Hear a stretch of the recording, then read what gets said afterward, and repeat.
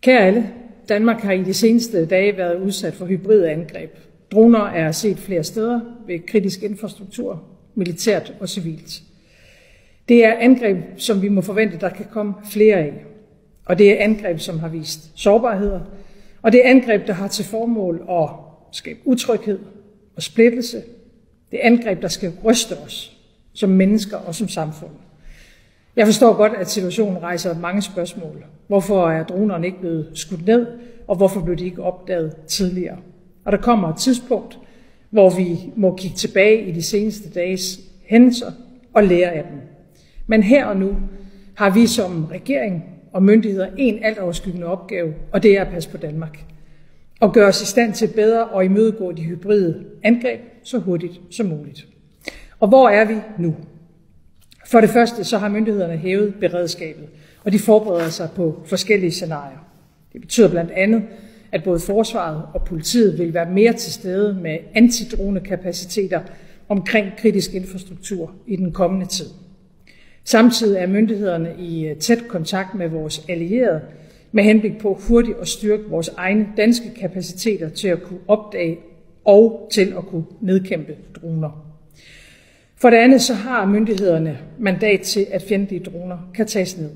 Men det er selvfølgelig de ansvarlige myndigheder, der skal foretage den operative vurdering i den konkrete situation herunder af de konkrete sikkerhedsrisici. Og for det tredje så har jeg over de seneste dage været i kontakt med en række af mine europæiske kolleger.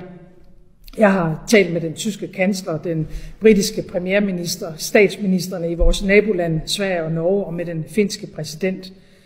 Ligesom jeg har været i tæt dialog med NATO's generalsekretær, og vi er nu fra dansk side i tæt dialog med NATO-allierede om, hvordan de i den aktuelle situation kan bistå Danmark, så vi kan beskytte og forsvare. Og selvom myndighederne ikke kan konkludere, hvem der står bag de hybride angreb mod vores lufthavne og anden kritisk infrastruktur, så kan vi i hvert fald konstatere, at der primært er ét land, der udgør en trussel for Europas sikkerhed, og det er Rusland.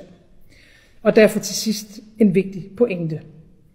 Der er ikke noget europæisk land, der kan forsvare sig alene mod Rusland. Det kan ikke engang Ukraine, som ellers tappert har kæmpet i mere end 3 år nu. Og det er jo derfor, vi har vores NATO-alliance. Det er derfor, vi er i gang med at udbygge den europæiske forsvarsindustri. Det er derfor, vi er i gang med en historisk oprustning her i Danmark. Og de seneste dages begivenheder understreger kun, hvor vigtigt det er, at vi handler, men at vi gør det sammen med andre. Obrigado por ter ficado até o final do vídeo. Não esqueça de se inscrever no canal, curtir, dar o like, comentar e compartilhar nas suas redes sociais. Ajude-nos a crescer ainda mais no YouTube. Nos vemos no próximo vídeo.